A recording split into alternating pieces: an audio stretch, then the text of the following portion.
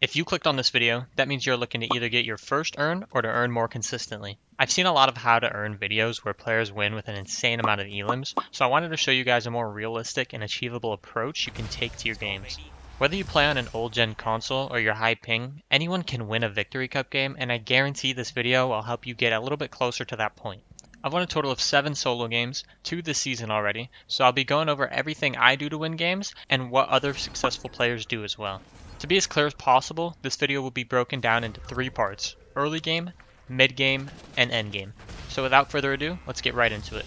Starting with arguably the most important part of the early game, your drop. Dropping is one of the few things in this game where you're on an even playing field with your opponent.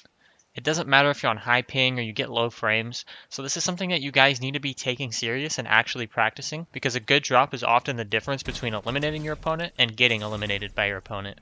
Now, if you can't quite get your drops down and you're struggling, it may be beneficial to land at a POI where you can swerve off to another building if you're getting out-dropped. On the contrary, if you are good at dropping but you're maybe not the best off-spawn fighter, landing a 50-50 drop might be something you want to consider instead.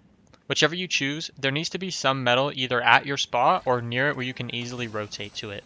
As far as off-spawn fighting goes, that's just going to come down to how much practice you've put into fighting at the spot you've elected to land. What I do recommend is to try and finish your fights quick, because the longer you let your fights drag out, the more shambles you're going to be, and the more difficult it's going to be to get good loot later in the game.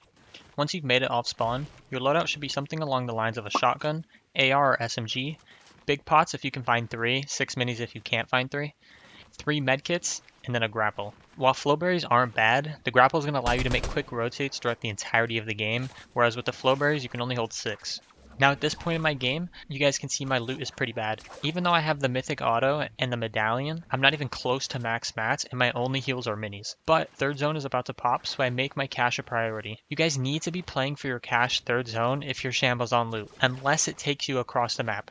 A cache gives you a guaranteed big pot, medkit, 3 minis, 200 metal, and blue weapons. So if getting your cache doesn't seem possible, you want to look around the edge of third zone to try and find someone else's. If you can't find any caches, then your best bet is to try and loot around the edge of zone to scrap together whatever loot you can. What's super important for you guys to understand is that you're on a timer to get your loot. Eventually, once you make it to around 4th or 5th zone, it's going to be extremely difficult to find more loot without having to fight for it. What I've learned in these is that gold is your best friend. Carry EMPs early game so you can throw them at vending machines to get gold and buy your big pots and medkits. Now transitioning into the mid game, this is where I see a lot of players make rotational mistakes that cost them their game. Like I mentioned before, the goal is to get fully looted by at latest middle of third zone. After you have your loot, you want to find dead side of zone, and if you struggle with that, just think of it as wherever zone pulls is where dead side is. What I mean by that is, if zone pulls far left on the map, dead side is going to be the left side of zone. If zone pulls to the top of the map, dead side is going to be that top side of zone. Once you're on dead side, you want to push somewhat center to a place where you can refarm and just chill AFK in a box. This is probably the most boring part of the game, but the goal is to wait until 6th zone, just chilling in your box the whole time. But if you don't pull 4th or 5th zone, it's no biggie, you just need to use your grapple to instant rotate to a refarmable spot in zone. Now as you guys can see, I'm this white arrow at the top inside of zone here, and I'm just chilling in a couple boxes where I refarmed and I'm waiting for next zone to pop. Zone reveals to the southeast, giving me a free rotate because I'm on the least congested side of zone. Because of my position, even if it pulled max to the south or southwest, I wouldn't have much trouble rotating because I could follow along this right side of zone and box up in the expanding side. When you're rotating the 6th zone, you want to go pretty early because if you wait too long, you're going to get held by the entire lobby. You also want to try and push into expanding side of zone if possible in order to get another dead side rotate for the next zone.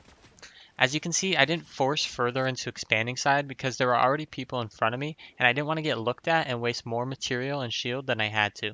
7th zone reveals and I immediately build a box above me in metal because I'm on a bit of a lower layer at the bottom of the hill here and I want to be able to have sightlines on other players that have to rotate into me. It is pretty lucky that I pulled this zone, however because I got to this side of zone in 6th, I would have had a free rotate anywhere the 7th zone pulled because the whole east side is dead side. So just a little recap, all these zones you want to rotate early and try to box up on a refarmable spot on dead side.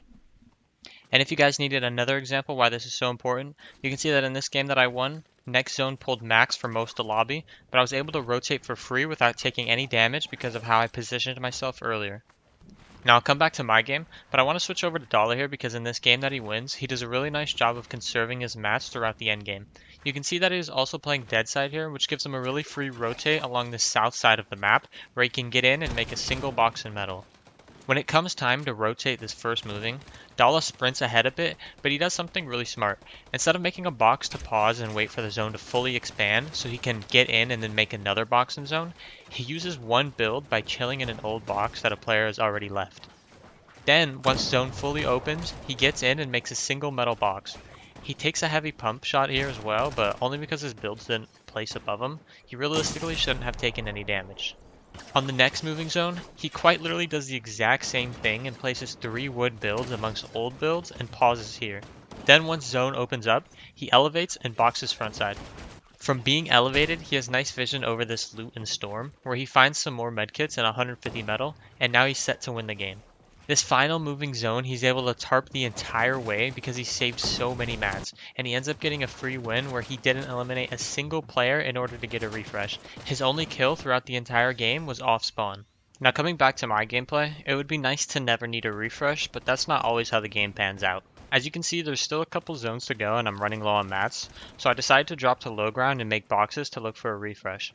If you guys are going to go for a refresh, it's much better to look before last zone because by then most players only have Siphon, so you don't get as much value out of a single refresh. You also most likely want to be on a lower layer where the players that are shambles are. Once I get this refresh on low, I get the loot and then I immediately try and elevate now that I've gotten the kill I needed. I accidentally land in an enemy's box and manage to get the kill, but the mats unfortunately fall out of the box before I have time to block it off. At this point in the game, if you have a decent amount of mats, you can either go for height or risk playing your mats out on a lower layer. Since height was already looking at me, I decided to drop. When you are playing these lower layers in final moving, you need to remember these 3 things. 1. Stay ahead of zone. You don't want to get caught back zone where all the desperate players converge and grief each other back to the lobby. 2. Be aware of any elevation changes. One of the worst feelings is when you don't realize final zone pulls up a mountain and you're buried under old builds with virtually no way out. And 3. Always be ready for someone to edit through the builds that aren't yours. There is a slight chance that those builds you're in belong to somebody still alive in the game, so you have to have your shotgun out as much as possible. In this particular situation I'm in here, I'm not too healthy on my white HP. You need to be over 30 HP in order to get all your medkits off, so if you ever need to, you can start popping your medkits early like I did here, and then walk with zone to gain back a little bit of white HP. At this point, you're basically praying to the Fortnite gods that you have the most white heals in the lobby. However, one thing I should have done here, and what you guys should do, is to use your remaining builds to block your angles off and then place yourself in a cone. Regardless, I was still able to get the dub in this game, and I hope this video helps you guys get to that goal of earning. I really appreciate all the recent support you guys have shown, and all the kind comments don't go unnoticed. That's all I got for this one though. I'll see you guys in the next one. Peace!